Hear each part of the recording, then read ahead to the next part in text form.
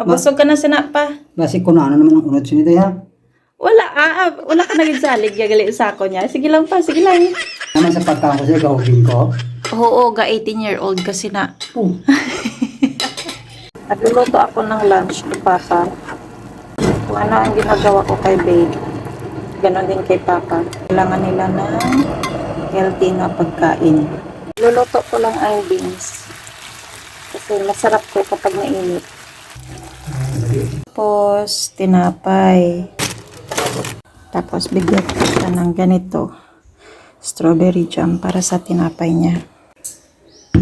Ano ang kauno ni Papa?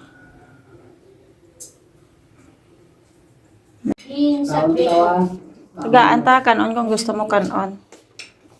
Aray mo. Ano nga manungwa ko sini? Bong. Mabusog ka na sinapa. Basi ko na ano naman ang unod sinita ya. Wala ka nagigsalig, gagali sa ako niya. Sige lang pa, sige lang. Aman yung palaman dahil sa tinapay. Balan mo pa. Ang may mga edad na dapat gakaon mga subon sina. Healthy lang ba? Naman sa pagkaon ko siya, gahugin ko. Oo, ga 18-year-old kasi na. Oh. Bo. Kasi amo lang nga sitso nga bukto. Oo, amo na, pero may nakaon ni Jan lang tawa kay mukha siyang 15-year-old.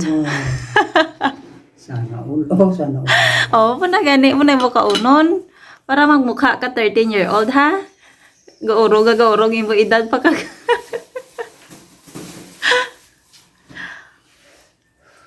Kana na, hindi na pagtulo ka. Dain ka na nga lugar pa. Sa Italy pa lang yung inyo. Sa Italy. Sa Italy ako.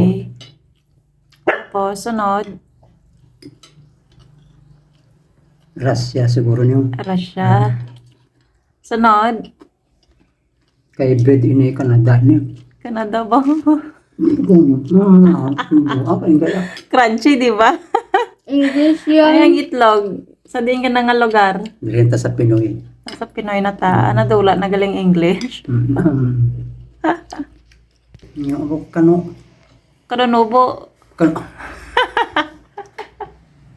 Anak ko, fried chicken and red rice.